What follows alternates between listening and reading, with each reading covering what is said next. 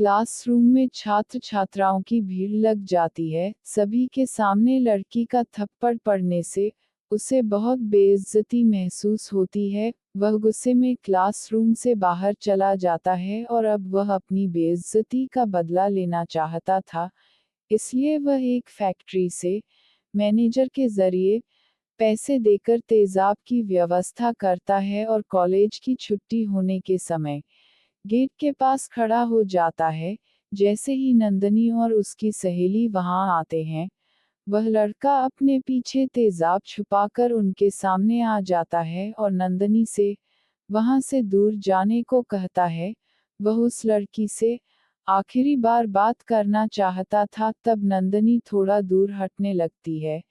लेकिन जैसे ही नंदनी की नज़र खुलते हुए तेजाब पर पड़ती है तो वह अपनी सहेली को जोर से चिल्लाते हुए भागने को कहती है और वह लड़का तेजाब उस लड़की के चेहरे पर फेंक देता है। लेकिन नंदनी उस लड़के को धक्का दे देती है, जिससे तेजाब नंदनी के चेहरे में आ गिरता है। तेजाब चेहरे में पड़ते ही नंदनी दर्द से छटपटा उठती है और चीखने लगती है। वहां उपस्थित भीड़ उस लड़के को पकड़ लेती है और पुलिस के हवाले कर देती है।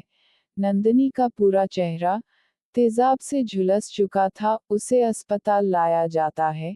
नंदनी की सहेली को नंदनी के लिए बहुत बुरा लग रहा था, क्योंकि नंदनी पहले से ही अपने चेहरे को लेकर दुखी थी और तेजाब की वजह से वह भयानक दिखेगी। नंदनी के साथ हादसा होते ही उसके माता पिता अस्पताल आ जाते हैं। वह अपनी बेटी को तकलीफ में देखकर रोने लगते हैं। नंदनी की सहेली उन्हें दिलासा देते हुए कहती है, आप चिंता मत करिए, सब ठीक हो जाएगा। नंदनी बहुत बहादुर लड़की है, उसने मुझे बचाने के लिए अपने चेहरे पर तेजाब ले लिया। नंदनी की सहेली के पापा, जो कि डॉक्टर हैं, जैसे ही उन्हें पता चलता है कि उनकी बेटी को बचाने के लिए नंदनी ने अपना चेहरा जला लिया, वह कुछ ही मिनट में अस्पताल पहुंच जाते हैं और अस्पताल पहुंचते ही डॉक्टर अपनी बेटी से मिलते हैं और नंदनी के मेडिकल टेस्ट की रिपोर्ट देखते हैं। वह नंदनी को अपने हॉस्पिटल ले जाने की प्रक्रिया पूरी करते हैं। दरअसल वह एक स्किन स्पेशलिस्ट है और ऐसे मरीजों के लिए उनका अस्पताल अच्छा इलाज मुहैया करवाता है। नंदनी के माता पिता उसे दूसरे अस्पताल जाने की मंजूरी दे देते हैं। दरअसल वह मन ही मन में सोच रहे थे कि नंदनी न बचे तो ही ठीक है, क्योंकि इतनी बड़ी जिंदगी में वह किसके सहारे जिएगी। वह अपनी बेटी के भविष्य के लिए चिंतित थे, लेकिन हुनी को कुछ और ही मंजूर था।